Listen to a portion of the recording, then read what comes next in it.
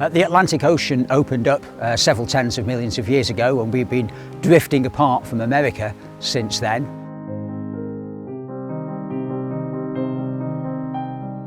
Geology has a very strong influence on all aspects of modern life within the geopark, life of people and life of the natural world.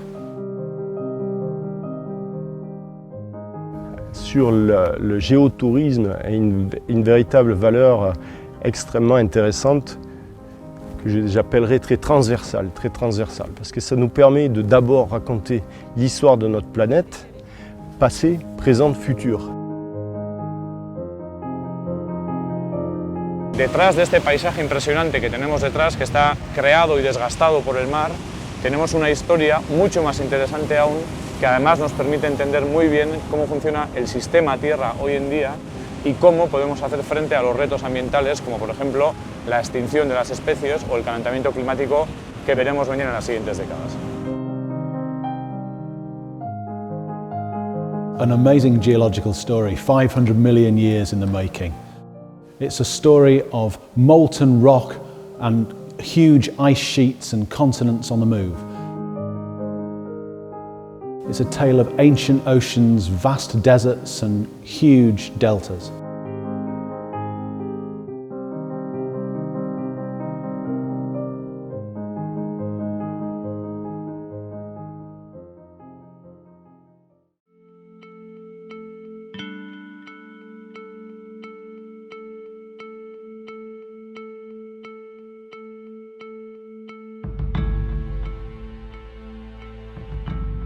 Aroca é geoparque mundial da UNESCO muito especial. Apesar de ter apenas 328 km², reúne nesta pequena área da superfície do planeta Terra um conjunto de geossítios verdadeiramente relevantes para contar a história geológica deste nosso planeta, que remonta pelo menos até há cerca de 600 milhões de anos atrás, e conseguimos transportá-la até aos dias de hoje, contando os processos geológicos atuais que aqui ainda atuam.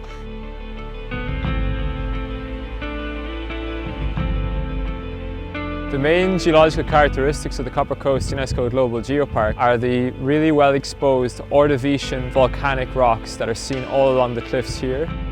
As well as these Ordovician volcanic rocks, which are dramatically faulted into various different positions, we also have Devonian sedimentary rocks thrown into far different positions than they once were.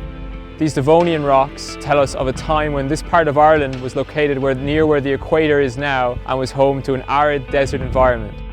While the older Ordovician rocks tell us about a time when this part of Ireland was near the South Pole and was home to a variety of different volcanic activity and the site of major volcanic eruptions.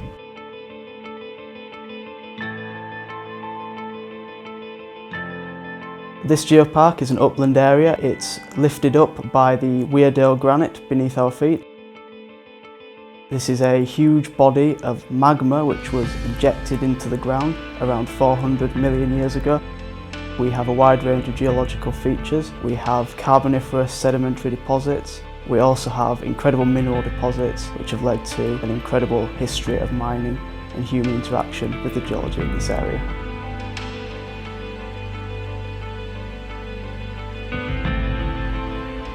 The geopark is a layer cake of rocks: sandstone, limestone, shale, ironstone, and each of those different layers gives rise to a different landscape. It's a landscape that's formed by many different sorts of rock, from Ordovician and Silurian through the Devonian into the Carboniferous period.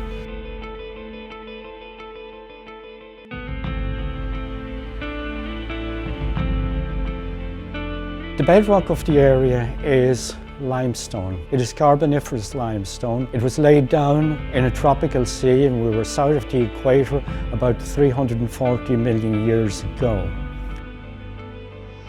And as you go from the bottom of the mountain to the top, you go from a deep water environment through to a tropical shallow sea, through to a tidal flat, and then all the way up to a river environment.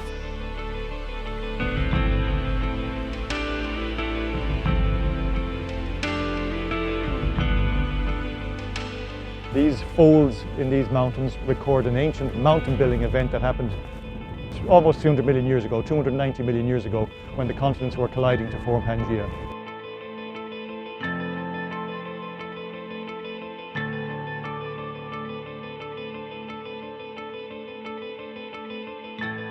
Una vez que se abre el océano Atlántico, se produce el depósito de grandes masas de roca caliza existentes en este territorio del geoparque, tanto en la zona interna o en la zona más superior del territorio, como en la zona costera, cual pues, se ve afectada actualmente pues, por los procesos de tipo erosivo que está ejerciendo el mar.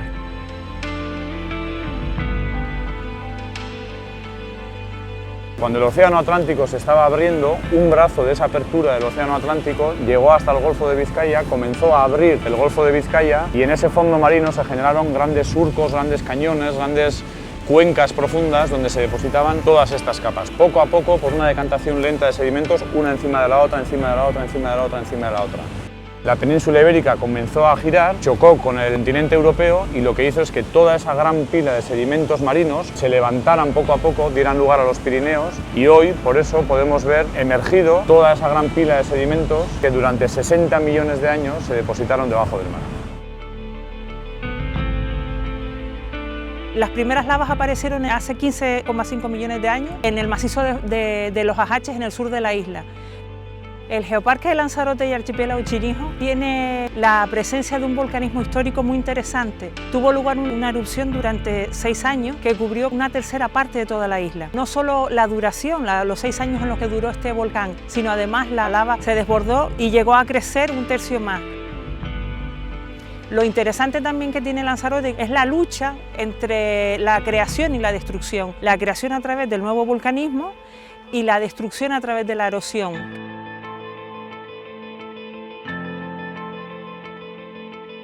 O Geoparque Açores é constituído pelas 9 ilhas do arquipélago dos Açores, situadas no Atlântico Norte, entre os continentes norte-americano e europeu. Seja um território diferenciado, com uma grande diversidade de rochas vulcânicas, de estruturas associadas a um vulcanismo explosivo, de magmas evoluídos, siliciosos, quer também de um vulcanismo basáltico mais calmo, de natureza essencialmente efusiva.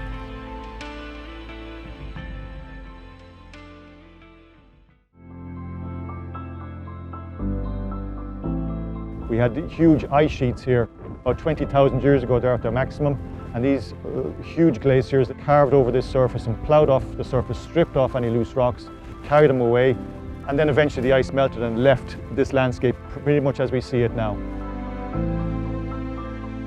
During this last ice age, around 10,000 to 12,000 years ago, much of this area, as of most of the Atlantic margin, the North Atlantic margin, was covered in glacial sheets which slowly melted, pouring floods of sediment and sand which make up the soils that cover the cliffs above us here.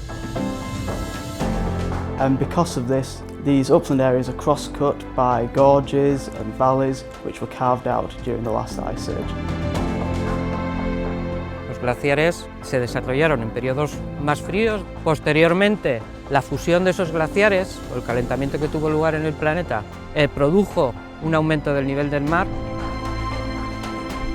Tenemos que comprender que solamente hace 20.000 años, en la última glaciación, cuando el clima era mucho más frío, el nivel de mar aquí en el Cantábrico era del orden de 100 metros más bajo que en la actualidad. Y de manera natural, en los últimos 10.000 años, ha ido subiendo y recuperando un espacio que es suyo.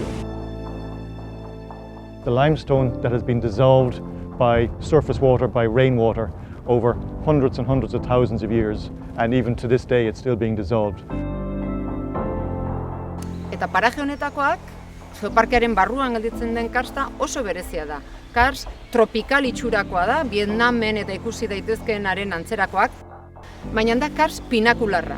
Horrek esan nahi du, azalera lau batetik garatutako karsta dela, dolinaz sortua, eta erdian gelditzen dira mendiak dira piramide antzera triangelua.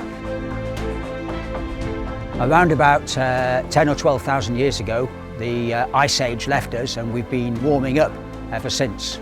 So the glaciers melted away. What the ice age did leave us with was a record of climate change. That's climate change in the past, But when we look at that today, it helps us to gauge what might happen in the future. When I was a child, the seasons were far more predictable. Summer was invariably dry over a prolonged period. Now, the past 20, 25, maybe 30 years, the summer has been unpredictable and generally wet. The effects of the changing climate can be seen as more and more violent storms are seen here every winter. These storms are causing ever greater coastal erosion and changing the shape and the relationship between people and the coastline.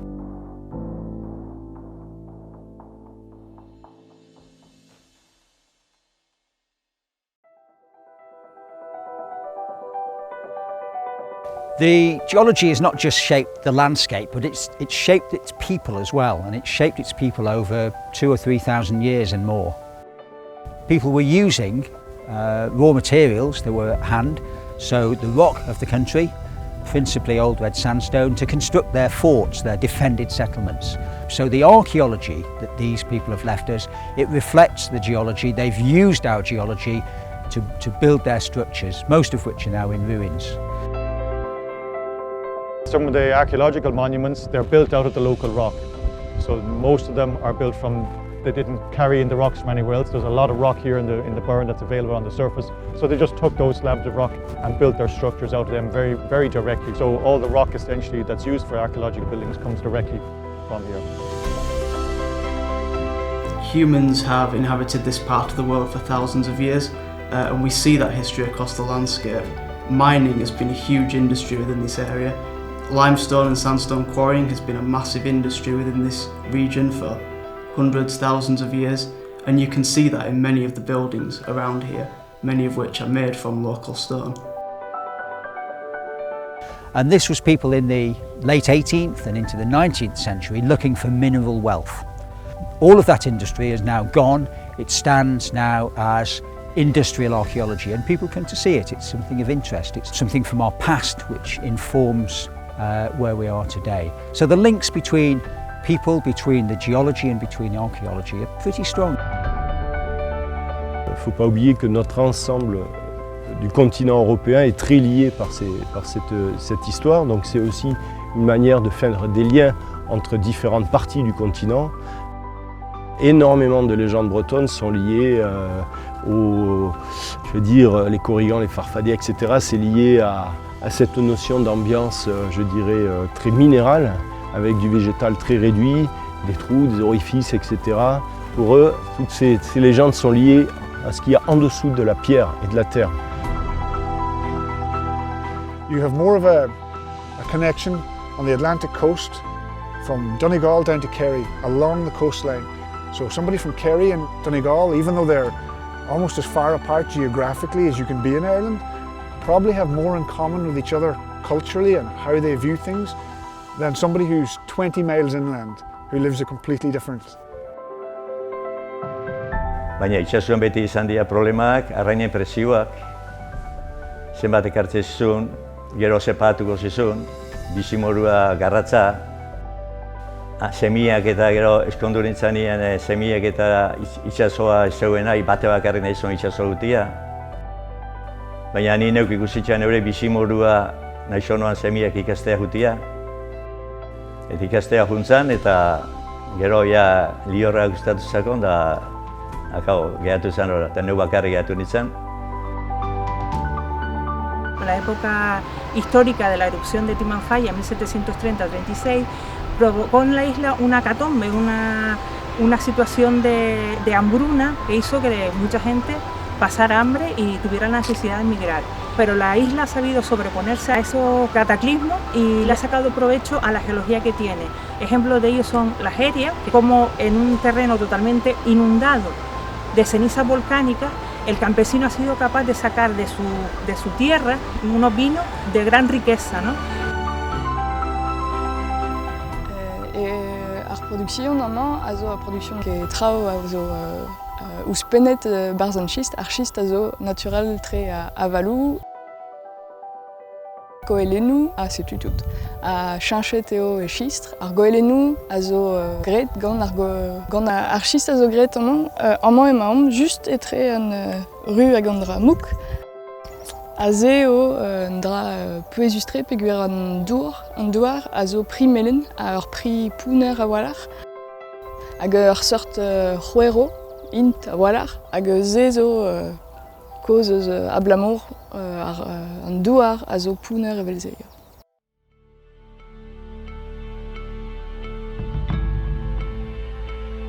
Well, what is geotourism?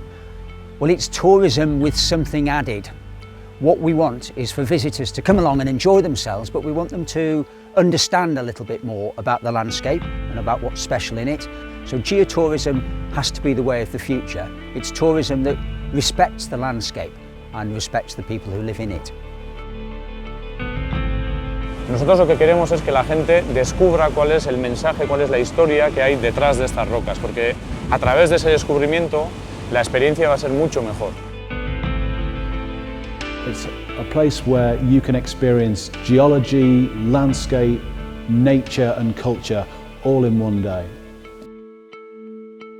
Geoparks are really the front line of geoscience. They're one of the few places where the general public can come into geology, they can learn about our landscapes, learn about our environment, learn how they formed and also learn how to protect them. What happens here is that it's got a visual impact, and that's what initially draws people. So people come here for that visual impact. So while they come and they see it and they take a photograph, you'd like them to understand on a deeper level what it is that they have seen. It creates a feeling in people. It's why people keep coming and people return to visit. They invoke a feeling in them, okay? But for us it's about sustainable management of tourism. It's not just about getting people into the sites. It's about economic development for the local region. It's about sustainable economic development and how the region and local communities can benefit from people coming to this area. We want people to be able to come here and enjoy it and understand it, because unless you can enjoy it and understand it and experience it for yourself, why should you care about it? Geoparks can help protect the environment by telling people about the importance of maintaining our ecosystem and how the current situation in which we live is a temporary one and the environment has changed many times over the past several million years. One of the things that we would definitely like to do is expand that kind of ethos at looking at these landscapes as important and vital to our existence. And geoparks are a brilliant way of doing that, and I think that if we can spread that message even beyond geoparks into other areas that aren't included, then that would be a wonderful thing to do. Não vemos o património como algo estanque, vemos o património como algo ativo, algo que deve ser visitado, algo para o qual as pessoas devem estar sensibilizadas e para que essas pessoas que nos procuram e para as pessoas que cá vivem nos ajudem a geoconservar este território tão importante que é o Aroca Geopark. There are many ways in which you as a visitor to the geopark can help us do that. So reflect on it, think what you can do yourself as a small contribution to what we need to do together as a global group of people.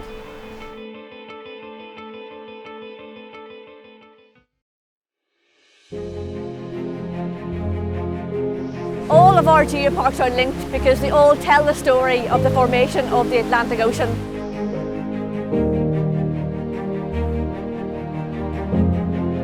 We think this is a special place, and there are many special places along the Atlantic fringe of Europe. Many of these geoparks have got together to produce the Atlantic Geoparks route.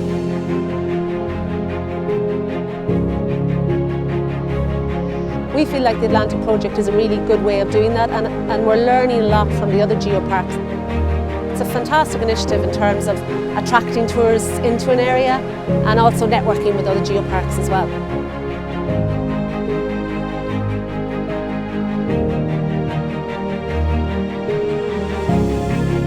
It's a great way for us to showcase what we've got and to make comparisons with the other geoparks that we are collaborating with.